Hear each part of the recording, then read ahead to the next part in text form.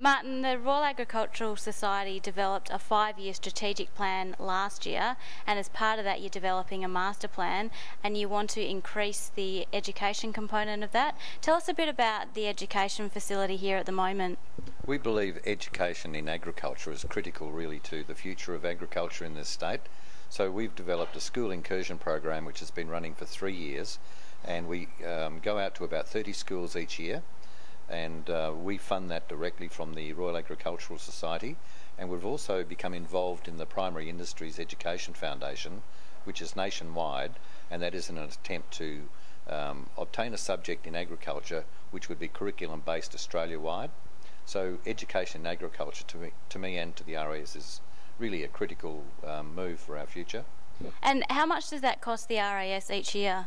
The school incursion program is funded around about $100,000 each year directly, but we've seen huge benefits come out of that, and it is really teaching school children in the age or in the years from 1 to 7 that agriculture does hold a future for them in employment opportunities. And what have you been seeing with the programs you've been running? Do kids know how yogurt's made, where avocados come from, that sort of thing? No, we were given the comment that yogurt grows on trees, so and avocados you dig up like potatoes. So the children these days don't really have a huge opportunity to learn where food actually comes from, and to us that's very, very important. But at the moment you're restricted to the number of schools you can get to.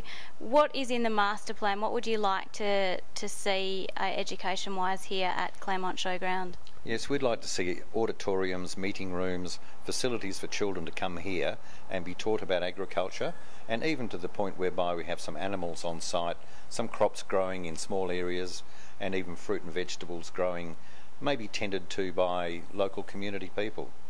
And who would run that sort of facility? We would have to probably fund it initially, but maybe through sponsorship that would also assist us in growing it. So would that mean that there'd be animals at the showground all year round? That's a possibility that animals could be on the showground.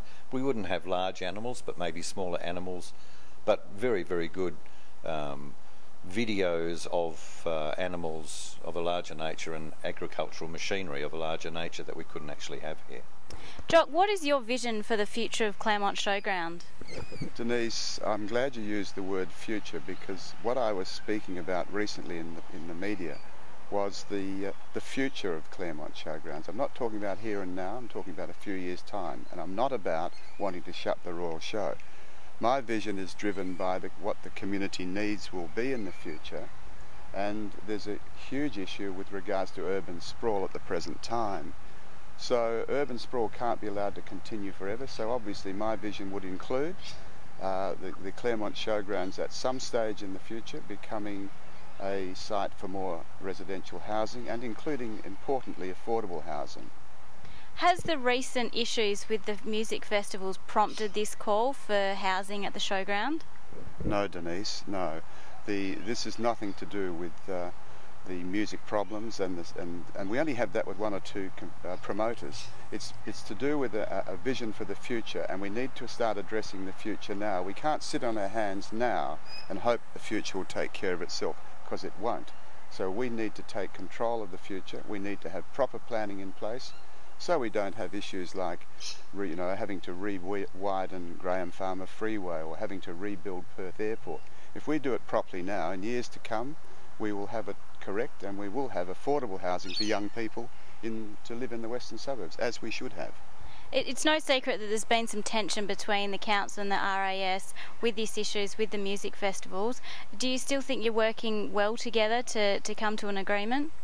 Yes, Denise. I know that the RAS has done a strategic plan, but I'm very much aware of that comment being made before. But we actually have a business relationship, and business relationships aren't that you're my best friend and I'm going to do whatever you want me to do. Business relationships are about speaking out honestly and frankly, and I think by speaking out I'm keeping this issue alive and making sure that the RAS understand they do have a responsibility, not just to the Agricultural Society and their members, the 1,800 members.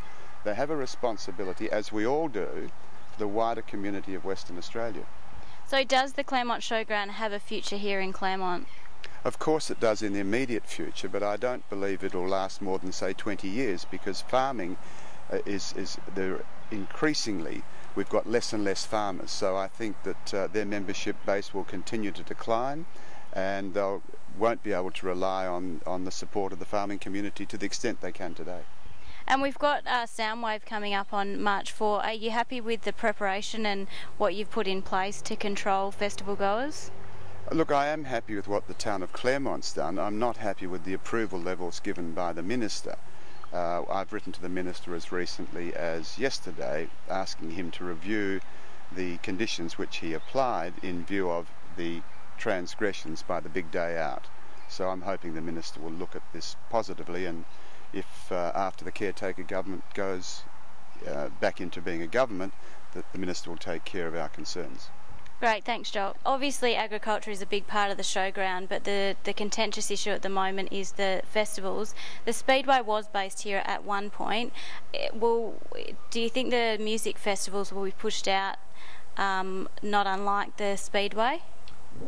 We actually had the Speedway removed over a period of time because it really wasn't compatible with us. Music festivals, we only intend having 4 major festivals here a year, which is not a bad replacement for the Speedway, but it's very, very important for the arts and community in Western Australia for us to hold festivals here, the large festivals, in a very, very safe and protected and central environment, which has the railway station within the grounds. So it is very popular, and there's no other venue that I know in Perth that could hold 50,000 people.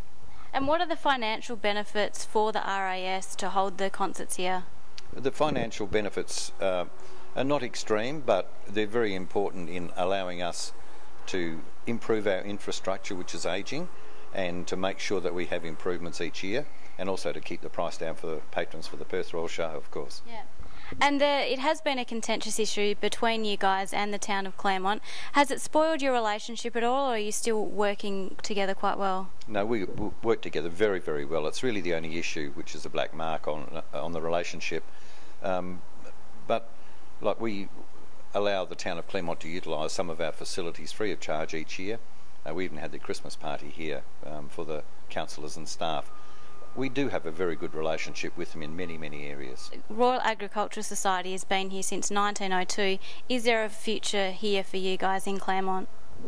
We've been here for over 100 years now, and I can't see us moving in the very near future.